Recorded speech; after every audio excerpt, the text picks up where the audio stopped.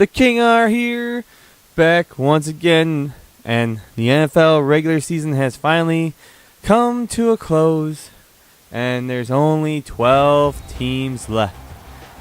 Some old, some new, but it is wild card weekend here in the NFL, and that means this past week we had a bunch of firings, coaching changes, and some retirements. And also, we narrowed the Pro Football Hall of Fame finalists down to 15 candidates, I do believe. But first and foremost, my game of the week. You know, there's only 4 to choose, and in all honesty, this is about the second least interesting. The 2 NFC matchups are more thrilling, but the 2 AFC matchups for Wildcard Weekend aren't as. But I felt that this one, the Buffalo Bills at Jacksonville Jaguars, is a little more interesting because both teams have not made the playoffs in a combined 28 years. Last time Jacksonville made the playoffs was 2007, and last time the Bills made the playoffs, well, it was it was at least a decade, a century, and a millennial ago under technical circumstances. But we all know what happened to them back the last time they made the playoffs in '99. Still averaged 6.5 yards per carry. And absolutely intimidated opposing. But that was then. This is now. We have 12 teams left in the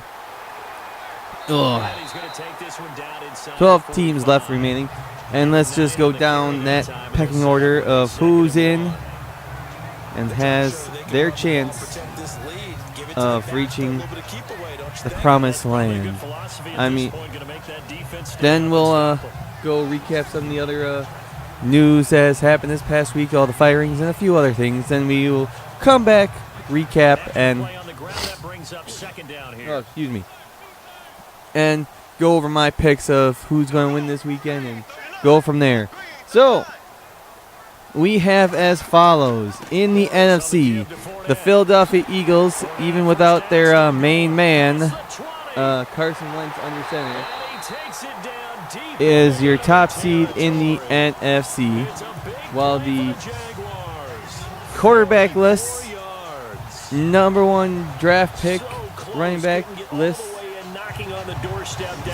and the home of Super Bowl 52, Minnesota Vikings, are your second seed, followed by the Los Angeles Rams, who also haven't made the playoffs in a handful of years. I believe 2004 was the last time they made the playoffs.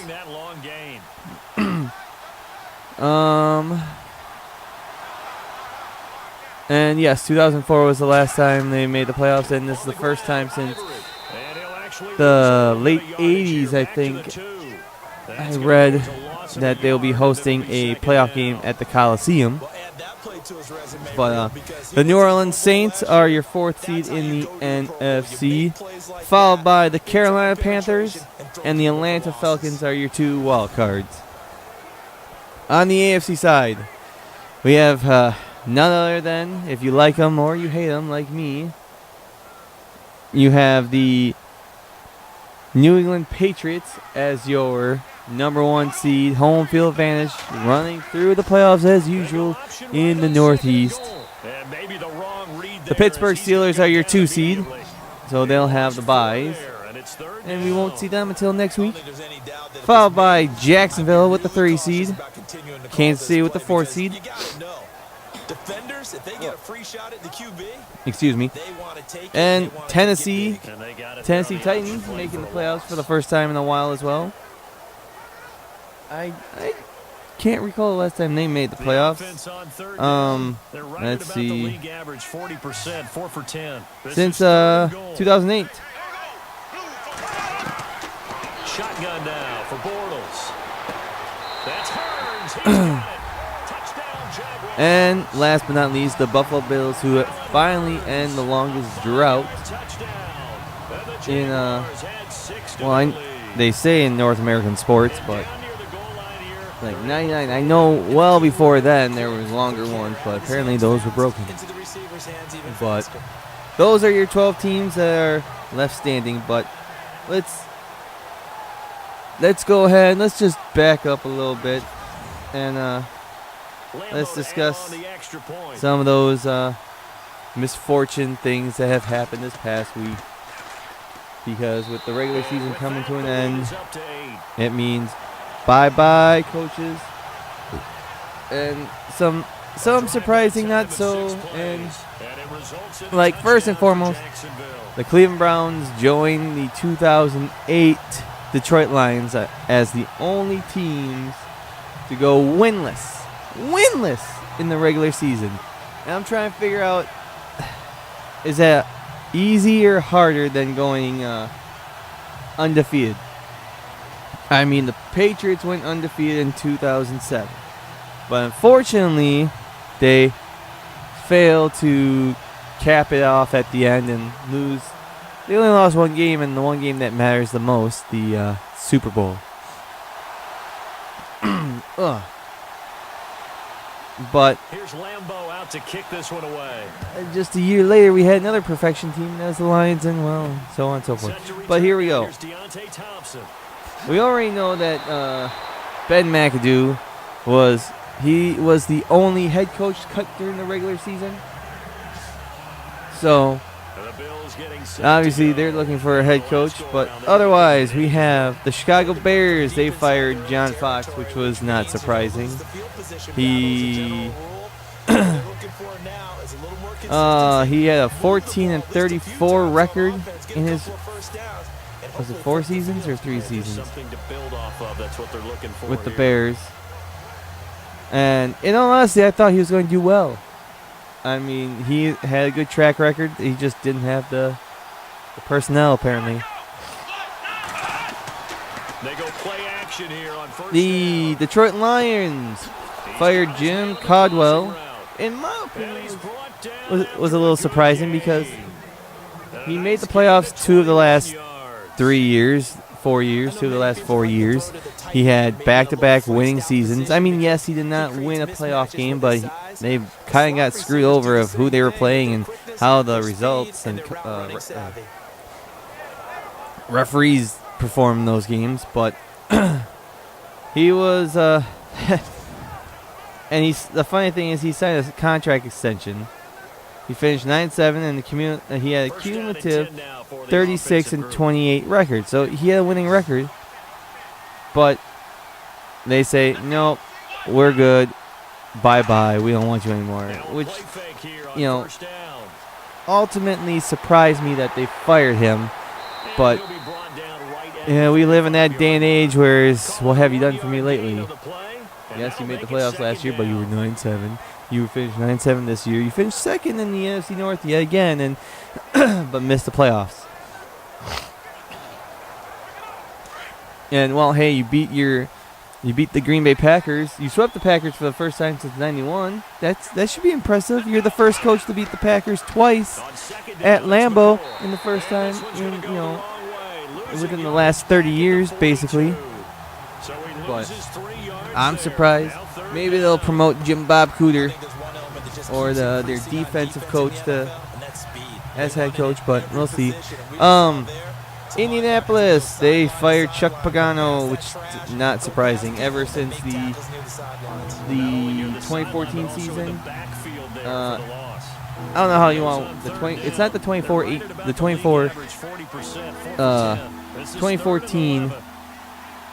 AFC Championship game because that was the year before, but it's 2014 season, 2015 postseason. So that always confused me.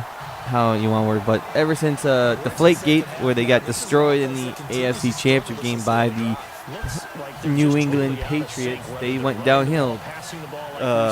Andrew Luck was hurt, basically from that point on, within the last 3 years. And let's see, they went 4-12. His first losing season as a coach, Colts head coach, and the cumulative 53-43 with 3 playoff appearances. And I think they at least had. Well, obviously they had 1 or 2 wins in the playoffs, but 4-12, you had no quarterback, and that's a problem. We already talked about Ben McAdoo, and here's another big surprise in my book. The Oakland Raiders fired Jack Del Rio. The funny thing is he got a 4-year contract extension back in February of last year, and he led the the Raiders to the playoffs for the first time in the 2002 season when they made the Super Bowl. So it's been a while for them. But, with Derek Carr's injury just before the end of last season, and how much they practice not fumbling. Having no backup plan at quarterback, they were 1 and done in the playoffs, and they finished 6-10 this year. He was 25-24, but they said, hey, you know what? No. Last year was obviously a spoof, goof, whatever. Yeah, so we don't want you anymore. And I'll get to who they really, really want in just a little bit. Arizona, this was not a firing. Bruce Arians decided to retire. And he was 49-30-1 with 2 playoff appearances. And this year he went 8-8. And he didn't have his quarterback. He's just, something. I don't know. But, hey, good for him.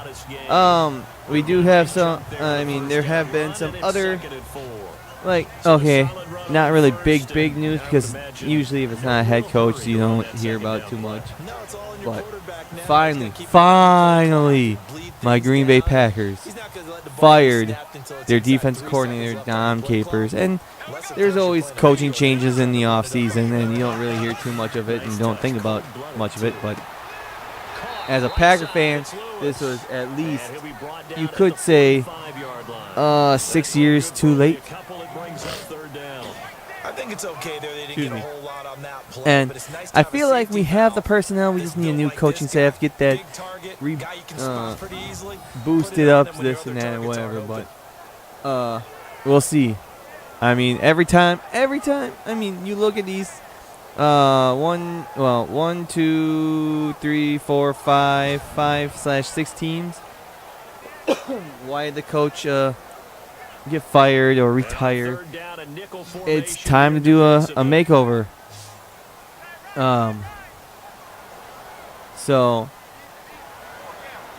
And it's, do you clean house and start all over, or what? Or you promote people within and keep the same regime and hopefully that makes a difference? You don't know. It's always hard to guess and gander. What is the problem? Do you need to start fresh, or can you rely on people that you know that's still within the company or the business or whatever? GM, front office personnel. We already know that the Browns fired their general manager and hired John Dorsey. Sashi Brown is who they fired and hired John Dorsey. I think I messed up in an earlier video, but my apologies. But here we go.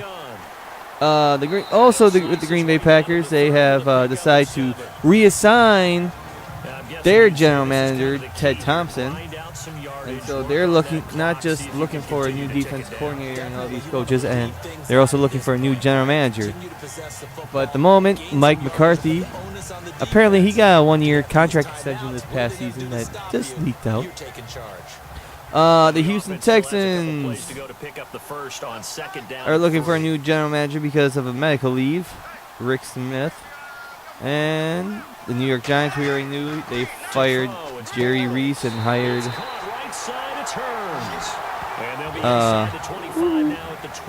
Dave Gellman.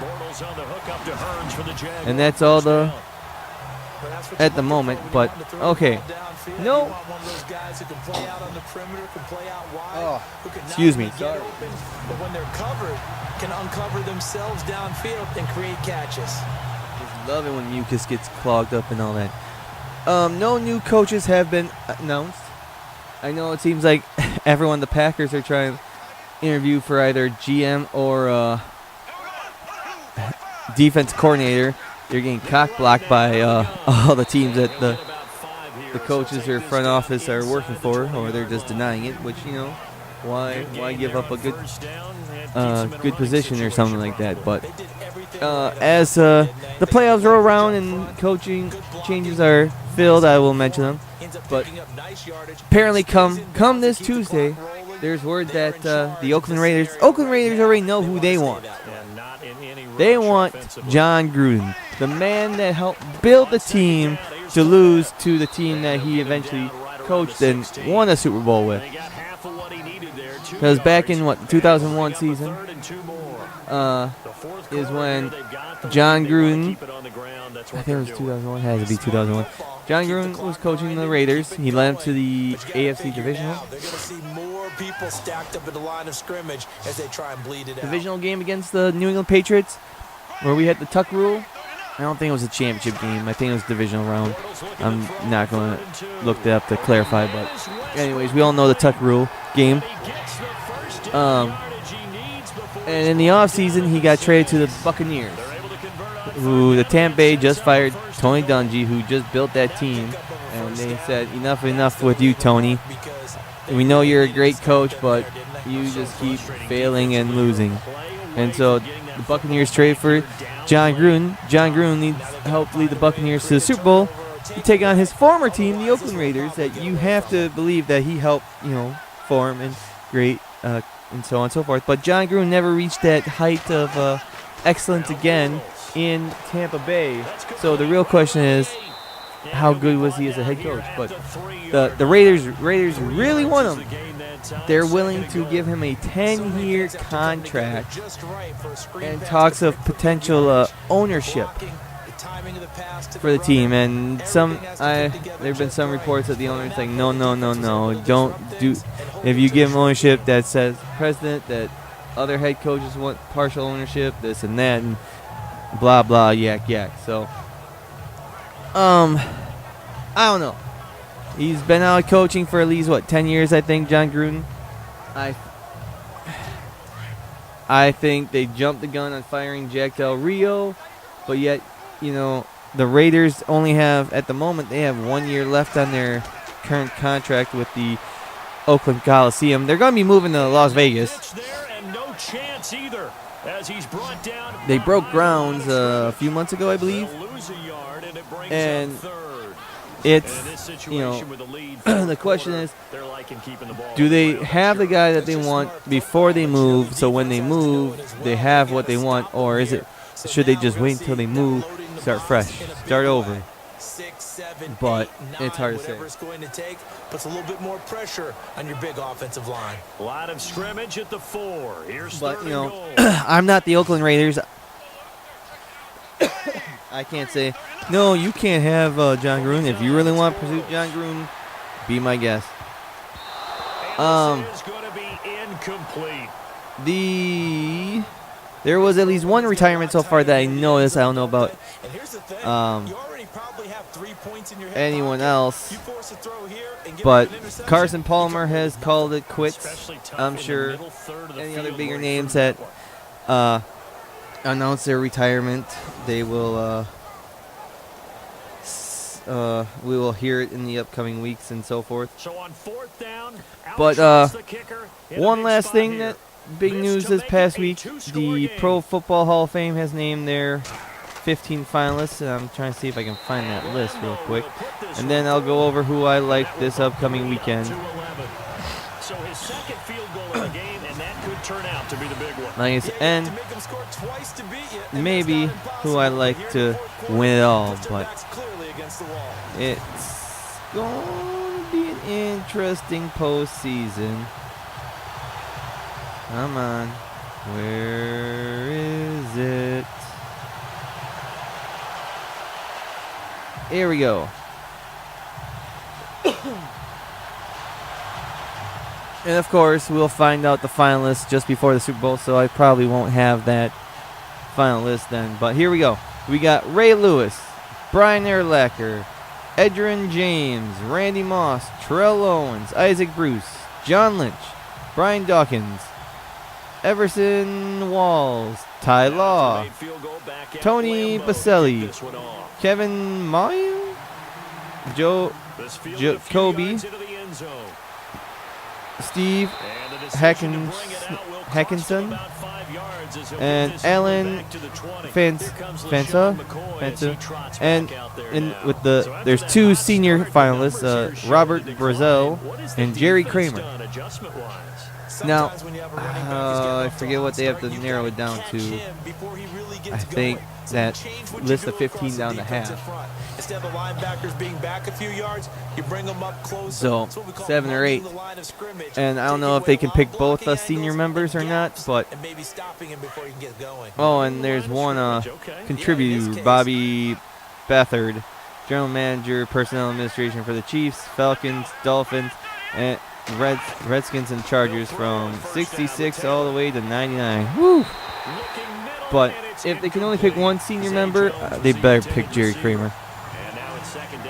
But looking at the other list, Ray Lewis, he's going in, that murderer.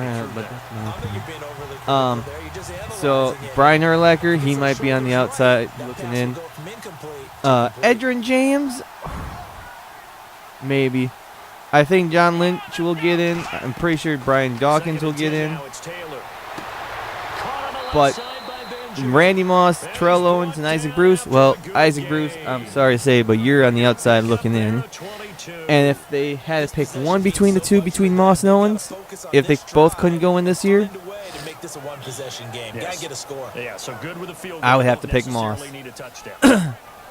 Because there's always a waiting list. This guy first, then you, then you.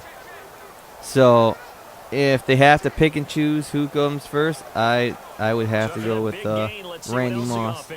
But anyways, let's go ahead and look at the games this weekend. I mean, at the moment, we got Jacksonville's up 20-9 with about 4:40 left in the game. Oh, is that Tyrod? Yeah, Tyrod Taylor. Oh, he's staying on his feet and gets wrapped up.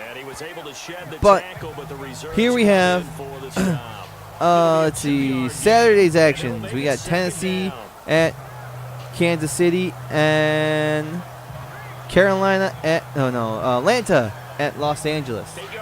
Then on Sunday we got Buffalo at Jacksonville and Carolina at New Orleans. I mean, the NFC side, we have more or less the headliners. All the teams on the NFC side had double-digit wins. 5 of the 6 teams did not make the playoffs last year. Not a big window to throw. Coverage wasn't too bad there. Yeah, they had him under wraps pretty well, but somehow able to muscle his way open and catch the ball.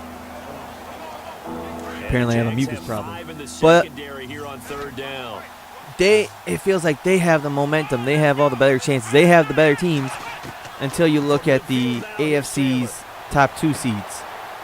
I mean, nothing against Jacksonville. They were the 3rd place seed, but they kind of stumbled down the end. And it's the teams with the most momentum that keeps the ball rolling, that boom, boom, boom. And I'm trying to figure out which team has the most momentum at the moment. I mean, Atlanta's hot, Carolina, New Orleans, but New Orleans has that if they have the healthy running back situation, they're great. Buffalo, they don't have momentum. Kansas City doesn't have momentum. Tennessee has no momentum. But it all comes to once you get your foot in that door, it doesn't matter. Foot in, you are almost, you get your foot in the door, anything's possible. Anything's possible. You look at the New York Giants, you look at the Baltimore Ravens, you look at the Green Bay Packers.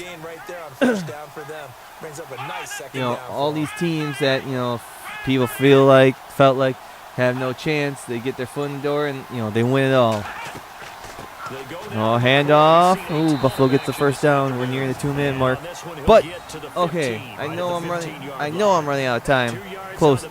But who do I like this weekend? First and foremost, Tennessee versus Kansas City at Kansas City. I gotta go with Kansas City in that one. The other Saturday game, Atlanta, Los Angeles. Atlanta defending NFC champions. You know what? I gotta go with the home team here with the Rams, but yet I would not be surprised if it's a close game and an upset. So it's Bills football. But I'm just going to stick with my guns. I'm going with the home team, the Los Angeles Rams. Search for a late score. On Sunday, we go with this one first.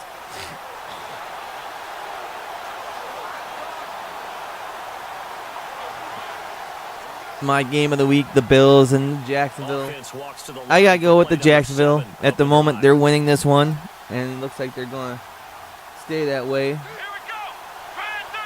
And I think since basically they're the home team. And you know what? I'm going with all 4 home teams this week before I even get to Carolina, New Orleans. New Orleans swept Carolina this regular season. I feel like they're going to take care of business in the postseason. New Orleans at home in the postseason. I might be mistaken, but I don't know if they ever lost a home game. They probably have. But I mean, with Drew Brees under center in the Superdome, I wouldn't count them out. So if all the home teams win, that would set up a Philadelphia, New Orleans game in Philly, and a Minnesota hosting the Rams on the NFC side. On the AFC side, you would have New England, Kansas City for, what, the 3rd, 4th straight year in the postseason.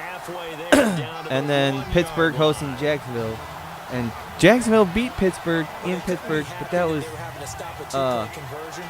early in the season back in September. If that comes true,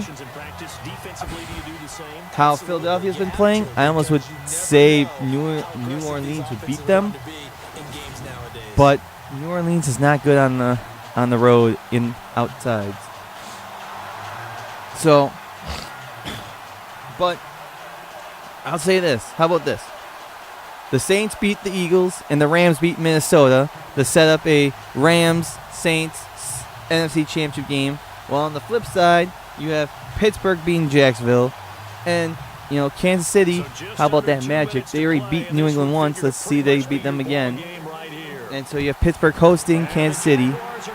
Oh, Buffalo could not get the onside kick. Looks like their dreams are done. And then we have Kansas City playing Pittsburgh in the AFC Championship game. Pittsburgh winning. New Orleans beating the Rams in the NFC Championship game. And Pittsburgh winning the Super Bowl. Yes, no? It just seems like the last few years the AFC QB vets have made it to the Super Bowl and won, while the NFC South has miserably represent the NFC and so on and so forth. So those are my picks. That's my prediction for this postseason. We have Madden is picking Jacksonville to win this weekend, and only time will tell. And hopefully you all enjoy.